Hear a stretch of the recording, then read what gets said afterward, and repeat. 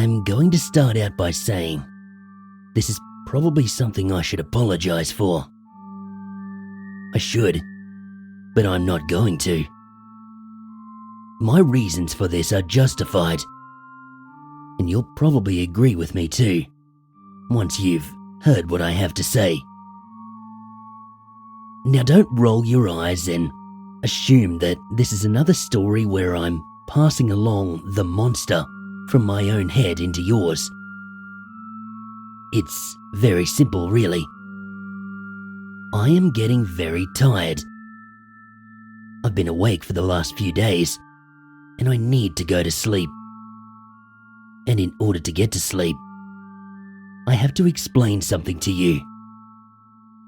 Not some vague, undefined you, but you. The person listening to this story.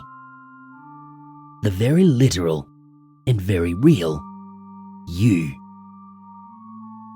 I need your help, and you're going to help me by continuing to listen to this.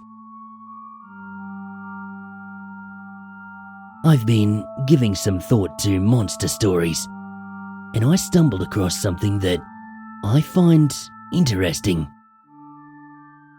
What are, arguably, the most common themes in monster stories? Darkness and light. The monsters find you in the darkness. They lurk in the darkness. They live and breed in the darkness. The darkness is their element. It allows them to hunt us down. Sure. Most of these stories are just jokes, scary stories written for the sake of reading in the dark. But a few of them are real. You never hear how real, because when things go bad, there's no one left to tell us about it. You expect a victim of the Slender Man to escape and conveniently come back here to warn us all. You think the police are going to report supernatural causes when they find a body torn apart, when there are plenty of animals out there capable of doing that. The only way to know which stories are real are to get caught up in their retellings. It happens. This I can promise you. Then there's the light, the escape route, the safe place, the weapon to fight back the evil, the antithesis of the darkness. The light is the one place where the monsters can't get to us. Some may use light as a way to surprise or shock us, but no one gets killed by the Wendigo on a sunny afternoon.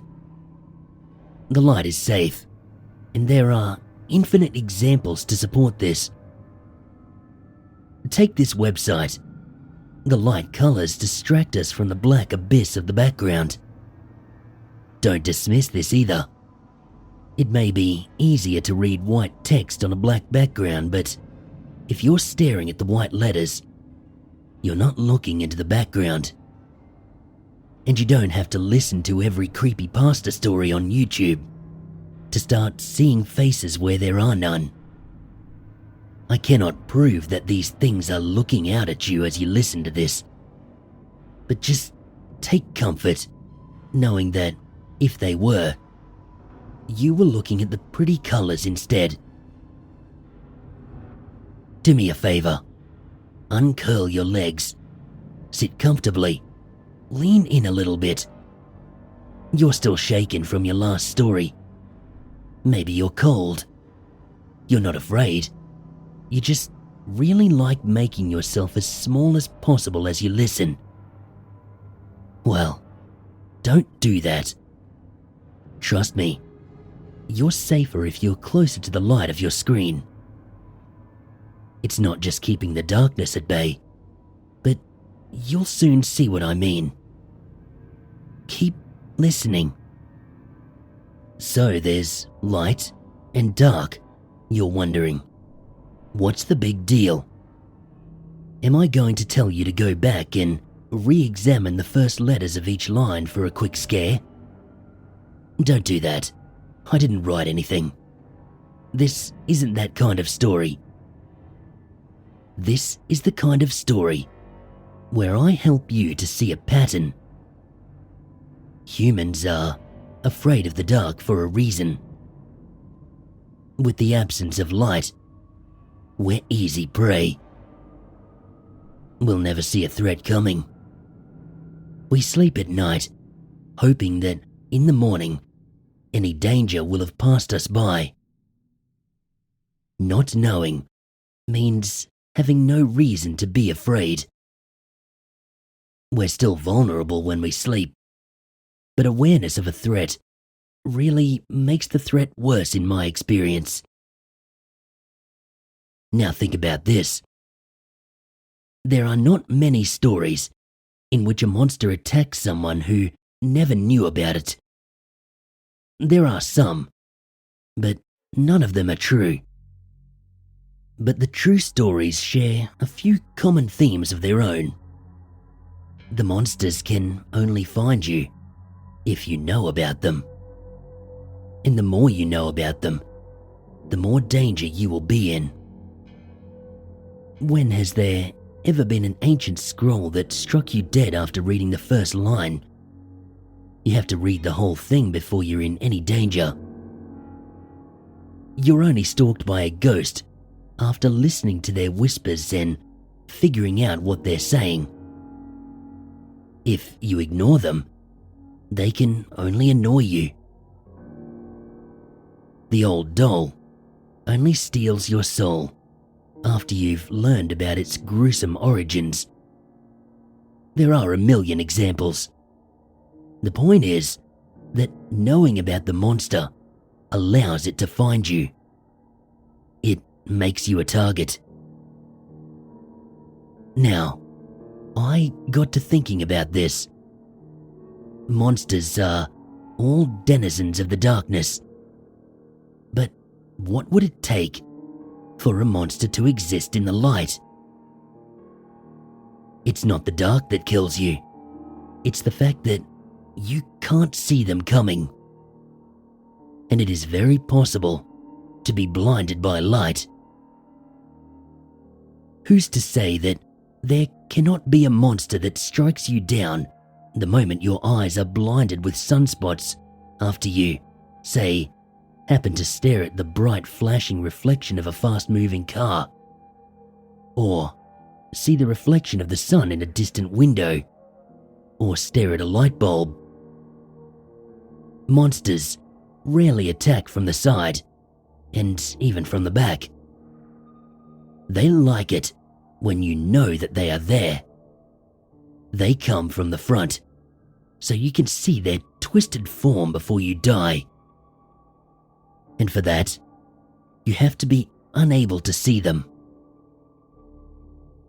There's another common element.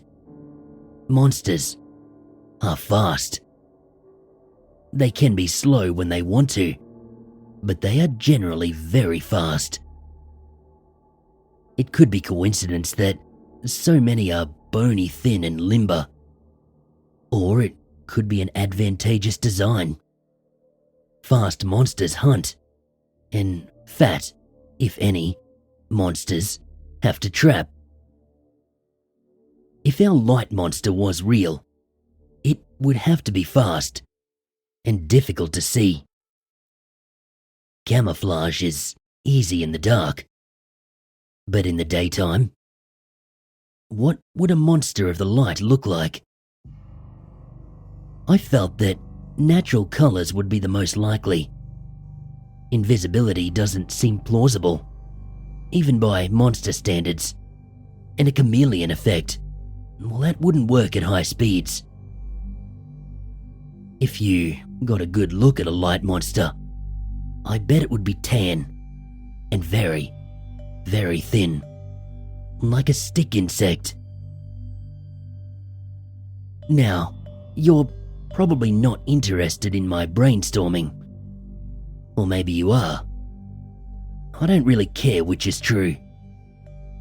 I just need you to keep listening a little longer. You're not in danger, and nothing is on its way to your house. If it is, it's probably something you did, not me. Trust me, we're nearly there, and I'm very tired. There is one more major theme that monsters have in common. Think again to how they pick their prey.